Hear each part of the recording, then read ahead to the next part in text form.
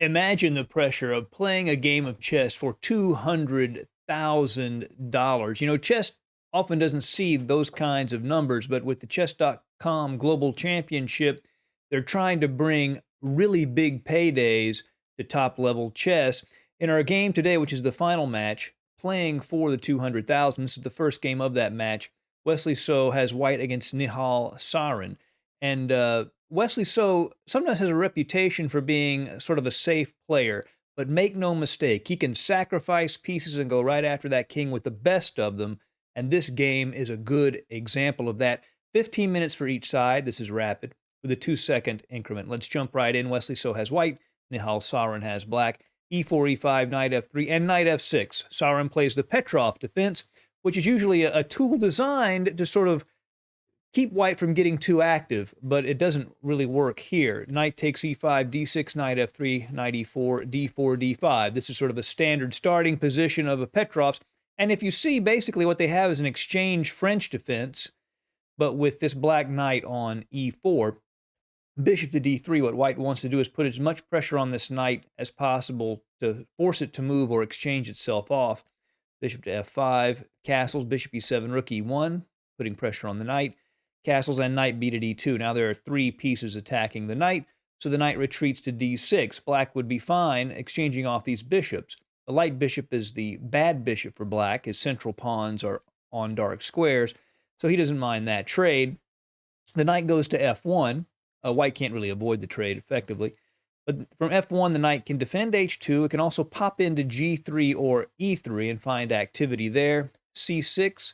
Bishop f4, bishop d3, queen d3, knight to a6, and this knight wants to centralize itself by going to c7 and then to e6, where it would hit the bishop and the pawn at d4, and now knight to e3. Wesley So basically does the same thing, and with some irony, by the way, Wesley So had this exact position against Hans Niemann in a big tournament game, the difference being that Wesley So actually had the black pieces in that game. So he actually was familiar with this position, but from the other side, knight to c7, as we discussed.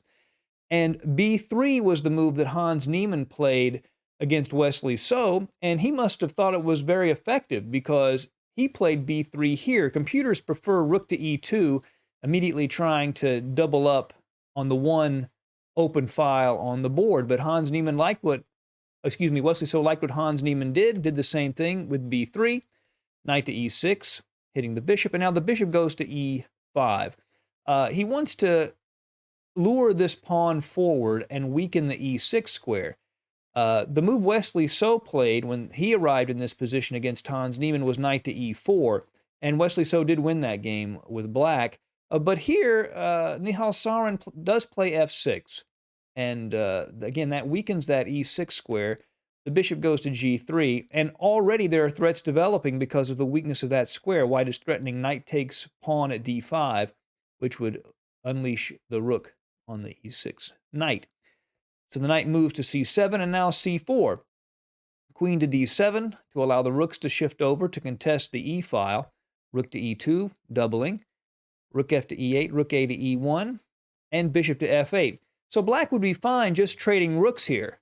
That would be okay. He's clearly okay with a draw if it comes to that. But the question is, how does Wesley So turn up the pressure?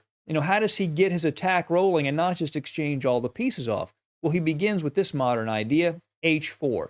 The idea is he would like to advance that pawn maybe all the way to h6, which would weaken this f6 pawn. Rook a to d8, h5. And the problem with playing h6 here is that it weakens these light squares around the king, so he plays the queen to f7. So if h6 is played, he can respond with g6, and the f6 pawn would be defended. a4 is played, gaining space on both sides of the board, and black cannot take the pawn because of this move, c5. There's actually a pin on this diagonal. When this knight moves, the knight at c7 would actually fall. He'd lose a piece, so he can't take the pawn at h5. A knight to h4, aiming at this sensitive f5 square. He'd like to build up on that square. And the same story, by the way, of queen h5. c5 is still crushing. If he goes to e4, bishop takes a knight. And if queen takes knight, then he can take the rook, and he is up in exchange. The best move here probably is knight to e4. But Nihal Sarin, in this case, plays the move dc4, which does open up the center. dc4 and knight to e6. Now here, remember, he's putting a lot of pressure on this f5 square, so he plays the move c5. That kicks the knight at d6 away from the control of f5. The knight goes to c8. Computers say this really hard to find move, knight to e4, which looks just stupid on its face, is actually the best move. The idea is after queen takes knight, knight takes d4, the rook aims at the queen, the knight aims at the e2 rook. White is still a little better here, but it's still better than what was played in the game. And knight to c8 is very passive. And now, knight e to f5, and storms are beginning to hover over black's king, and Wesley So has prevented the trades and is getting very active play. Knight takes c5, taking advantage of this pin on the d file.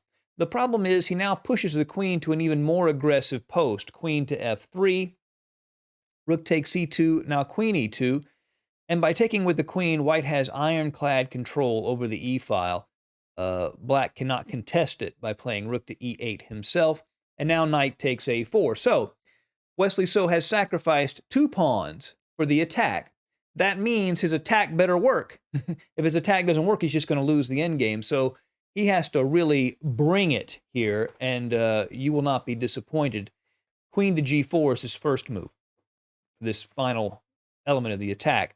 The threat, of course, is knight to h6 check, which would win the queen. The pawn couldn't take the knight because the queen at g4 pins that g7 pawn. So the threat is knight h6 check, winning the queen a fork. So the queen moves to d7. That creates something of a pin here on the knight at f5. And so here Wesley So plays a powerful sacrifice. It's really more positional than tactical, but it is an incredibly strong move and not that easy to find at all. But it is the computer's first choice, and he plays the move knight to g6, an incredibly strong move. Basically just giving up a knight for no. The immediate compensation is only positional. Now, there is a threat here. The knight does have to be taken. Let's say you just play a move like knight a b6, just so we can see what white's real threat is here. Knight to h6 check, which forces the capture of the knight in order to get out of check. Then knight to e7 check with a double check, and king to f7 is forced, otherwise it's mate, but then you just check. And then you reveal a check with a rook, and you see the whole position just falls apart. So the knight at g6 has to be taken. Pawn takes, pawn takes. And what Wesley So is saying is that, yes, I've given up a piece and a pawn, but in exchange, I've created so many weaknesses around this king that there's simply no way black can defend. Knight to e7 is played, trying to take advantage of the pin on that knight on f5. So do you see the way Wesley So continues this amazing attack? That's right, boom, rook takes e7. He gives up more material. Now he's going to be down a rook. You can't take with the bishop, because then queen to h3, and the threat of queen h7, queen h8 mate is unstoppable. There's nothing can be done. The next 2 moves are going to be queen h7, queen h8 mate. Nothing you can do about it. So you cannot take the rook with the bishop. He takes with the queen. He has no choice. Knight takes queen check. Bishop takes e7, and queen e6 check. And in this position, black resign. Now, there's the obvious move. If he plays king to f8, obviously queen f7 is going to be mate. But if he plays king to h8, then queen h3 check, king g8, queen h7 check, king f8, queen h8, mate. A lot of nerves giving up that much material in a game, in a match for $200,000. Wesley So definitely knows how to attack. By the way, if you'd like to support the channel, you can do so below by clicking the thanks button. And even after going over this great game from Wesley So, there are still some great chess you're missing out on. To fix that problem, believe it or not, the key game you're going to want to watch is this game right here. I'm confident you're going to love it. See you soon.